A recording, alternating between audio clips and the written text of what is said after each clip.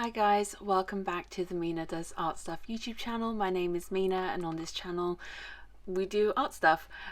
So what you're seeing here at the beginning of this video, so just to explain, this video is about updating my Roman Szmal watercolour palette with the new colours that I purchased recently that you'll have seen in the most recent art haul / swatching video. I will try and remember to link those below in the description box for you if you haven't seen them. So what I'm doing here first is I'm swatching the new colours that I got, and then later you'll see I start swatching and comparing the new colours with the existing colours in my palette as I try to figure out which ones I want to swap these out for, because my palette is that tin that you can see on the side. It's a 35 pan palette and it's full essentially, so I want to add these 7 new colours, but that means 7 old colours are going to have to come out of the existing palette, which is why I'm doing this exercise. But whilst you're watching this, I wanted to give a bit of an explanation as to where I've been, what's going on with the channel, and plans for the future going forward.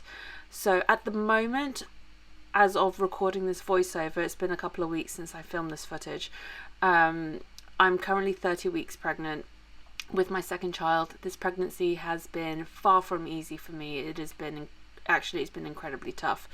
And the last couple of weeks in particular, since filming these clips, has been very, very trying for me. I've had a lot of pelvic girdle pain. I've just been in a lot of pain in general. And even just sitting at my desk is painful after a while, so it's just not been the most conducive for me to be able to get any work done, let alone painting and editing videos, etc.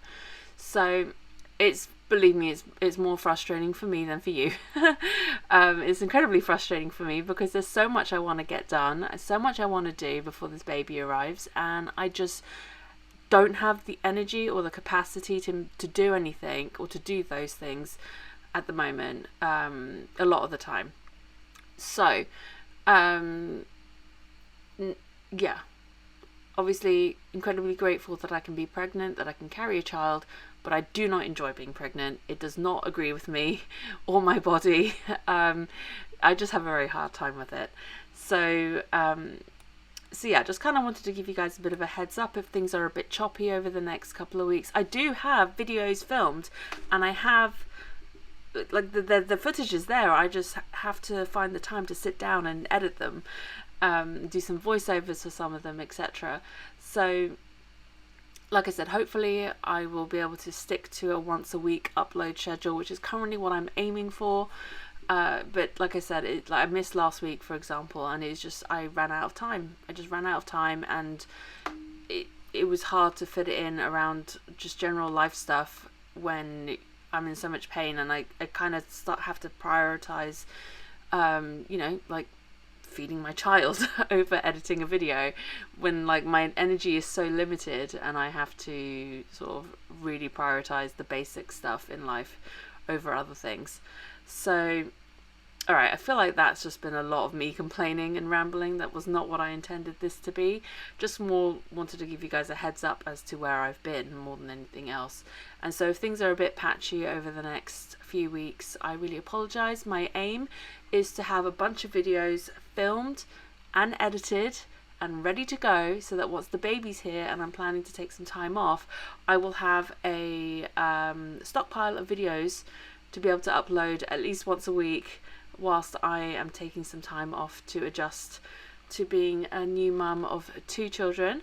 And yeah, so you guys won't be completely left bereft of videos for the foreseeable future after I've had this child, because that's not what I want either.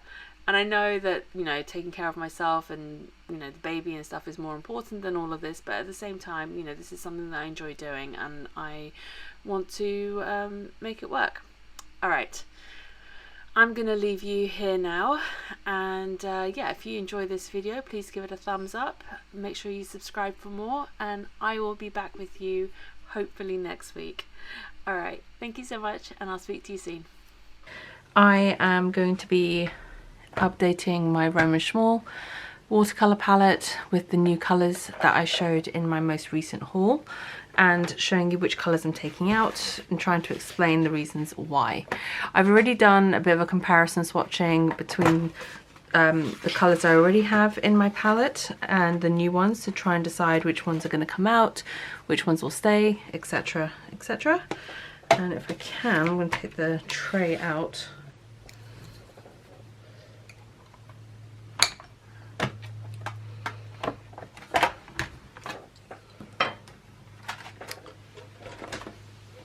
Right, there we go. Sorry, I have the pans like so tightly packed in that the corners sometimes catch trying to get it in and out of the tin. Okay, so this is the order we have all these pans in here. So the first colour I was going to look at was actually the Buff Titanium.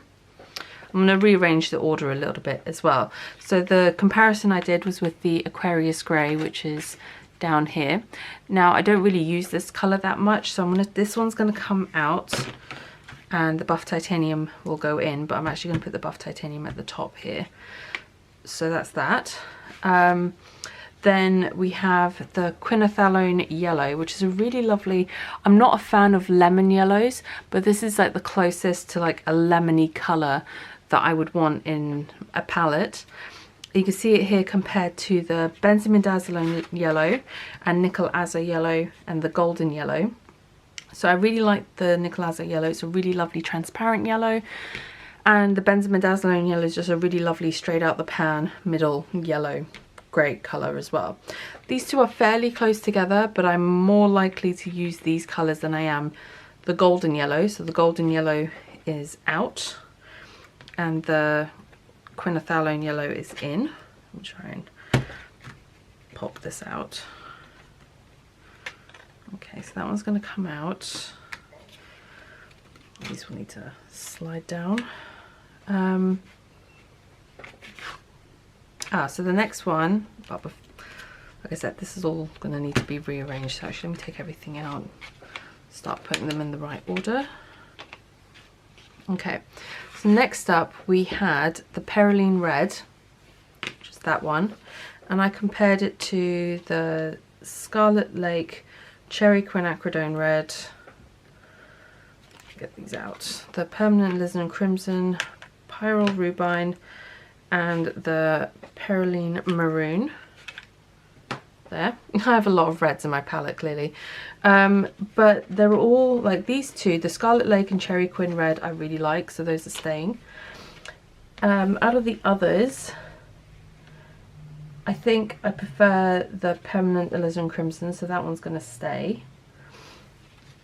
And then Perylene Maroon and Perylene Red are very close, and so is the Pyrrole Rubine.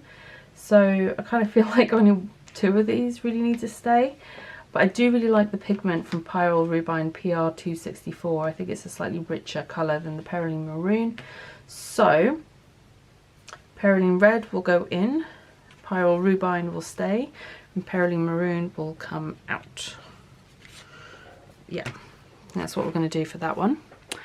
Then next up, well, I'll just take the Potter's Pink out because that one's staying. Then next up we have the Quinacridone Pink, I believe I got, yeah.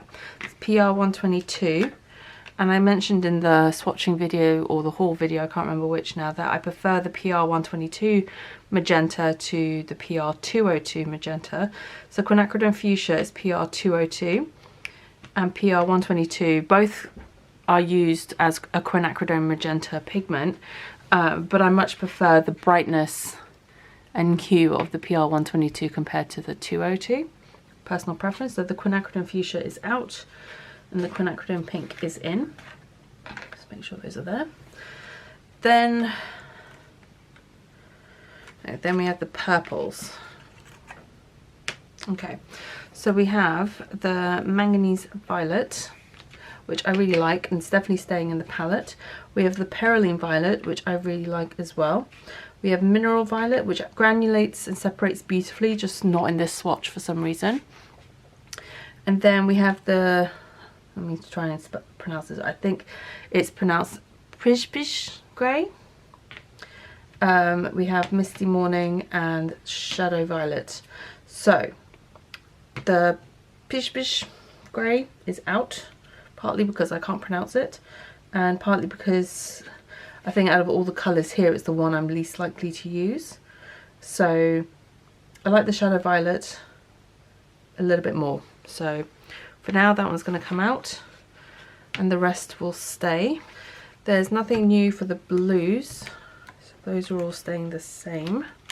The next up we have the greens. So I have Phthalo Green Blue shade here mixed in with the rest of them. So we have Perylene Green Deep, sorry, I have Perylene Green Deep, Aquarius Green,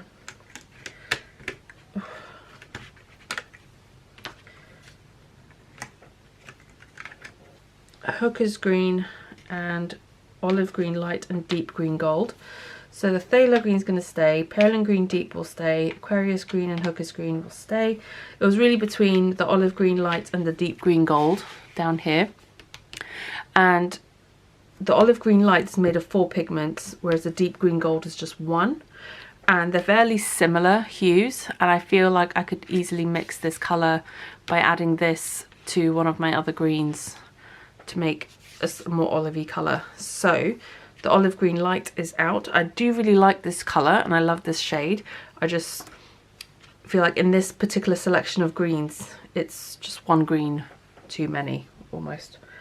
So I'll pop it in Phthalo Green and then keep the rest in that order. Then lastly we have Quinacridone Mada, which is this one here, and I compared it to, I'm trying to remember all the colours. So this first one was Perylene Maroon, which I've already taken out. Then I compared it to the other colours I have in here. Venetian Red, sorry, that one's Venetian Red, Aquarius Brown, Hematite Violet and Caput Mortem. I'll just take out the last 2 pans now as well while we're here. And so I decided I'm going to keep the Venetian Red and Aquarius Brown because they're quite different. So those are staying. Quinacridone Mada is staying, so that's going to go actually, do I want that there or with the reds at the top? I might put it down, leave it down there. And then the Payne's Grey and Mars Black are at the end there as well. So it's between the Hematite Violet and the Caput Mortem. They both use the same pigment, PR102. They are slightly different shades. Might be a little bit harder to see here, but it looks like the Caput Mortem granulates more, but they both granulate a lot. But in this swatch here, you can see the Hematite Violet can get quite a bit darker. So for that reason, I'm going to keep the Hematite Violet and put the Caput Mortem out for now. I do like them both, but I think they're so similar, you really can't go wrong with one or the other. You definitely don't need both on a palette, so I just tossed a coin essentially, and that one is the one that's come out. So these are my spare Roman Szmal paints, which will go into my spare palette of colours, and I will use them at some point, just not right now.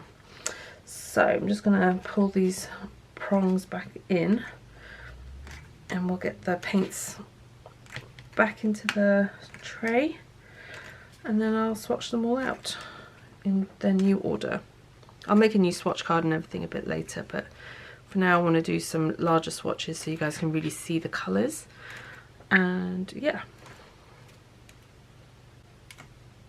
alright, so in case you've never used one of these metal tins before, as you saw there, I just pulled all the prongs back in. You just want them pulled in a little bit. Then when you go to pop in your pans, it's a bit hard with these ones because there's no gap between them, between the trays. You put in the front first, and then it snaps in to the tray.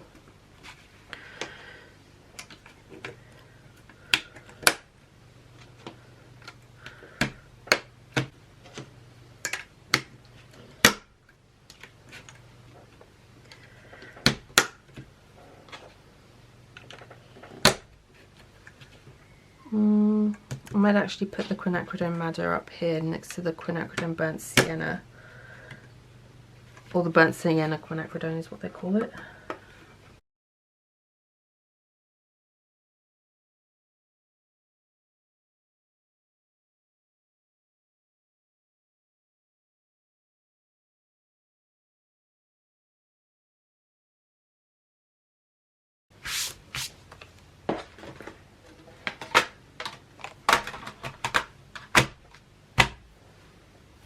I've got my swatch, my large swatch sheet set up. I will try and in the editing zoom in on the different areas as I'm painting the swatches. I'm going to set this to music, speed it up a little bit, not too much. I had people say that they like seeing the swatching a little bit more in real time rather than super sped up, but I will speed it up just a tad, just because otherwise we'll be here forever. And yeah, so I hope you enjoy the swatching.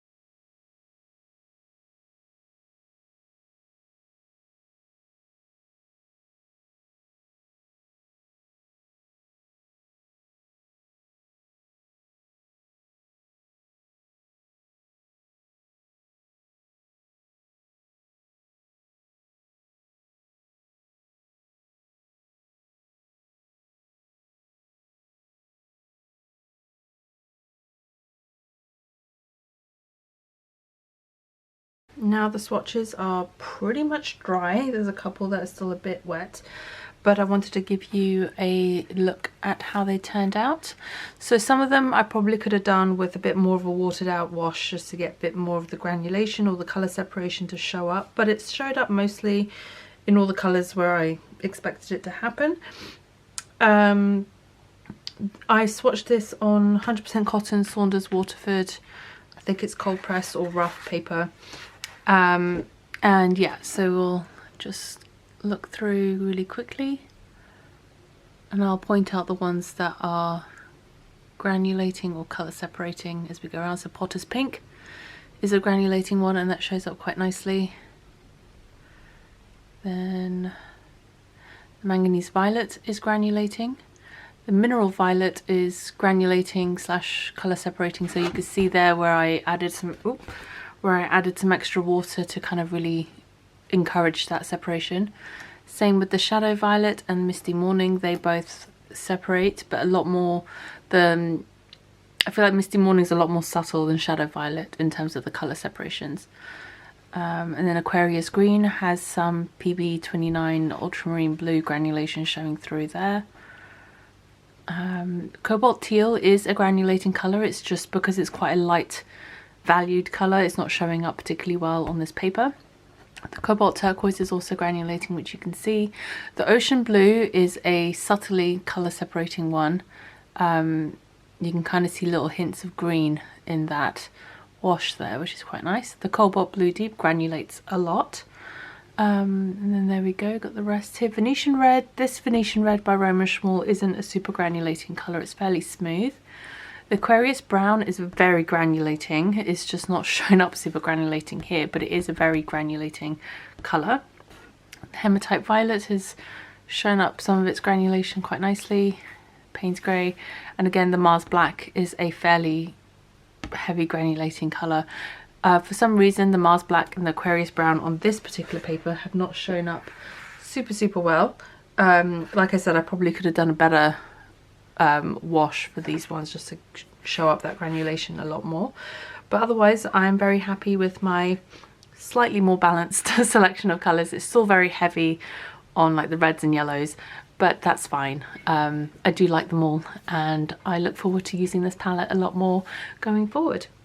So yeah, I hope you enjoyed this video. If you have any questions about these paints, let me know in the comments below. I will do my best to answer them for you. I will have a link to Jackson's below as well, where you can purchase these paints. They ship worldwide, and yeah, it's an affiliate link, and all that means is I get a small commission every time you make a purchase using my link. That really helps me out, helps out the channel, and yeah, it doesn't cost you anything extra. And if it's your first time ordering through Jackson's, then you also get a 10% discount on your first order when you use that link. So there we go, an added bonus there for you. But yeah, otherwise I hope you are having a lovely day whenever it is that you are watching this, and I will see you guys again very soon. Take care. Bye.